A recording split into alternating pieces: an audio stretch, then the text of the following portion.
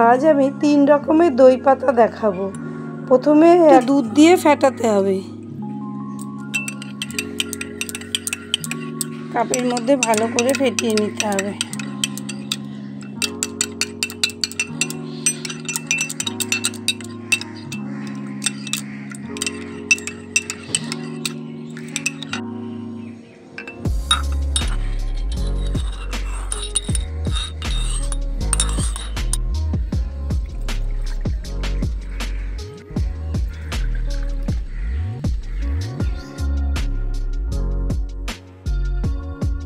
শুধু দুধ দিয়েছি, এবার এই লঙ্কাটা দিয়ে দেবো।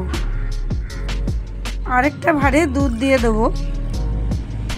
এবার আমি এই দইয়ের জলটা এর মধ্যে দিয়ে দেবো।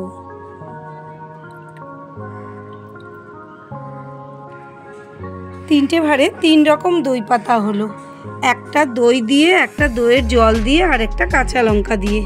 এবার আমি একটা এয়ারটাইট বাটিতে এই 3টে দইয়ের ভাঁড় নিয়ে নেব। নিয়ে এর ঢাকনাটা দিয়ে ভালো করে আটকে নেব।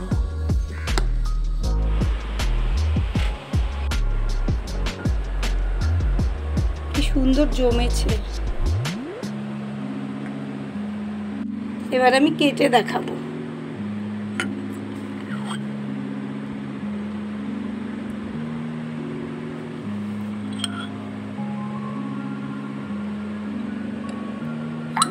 সবকটাই সুন্দর জমেছে।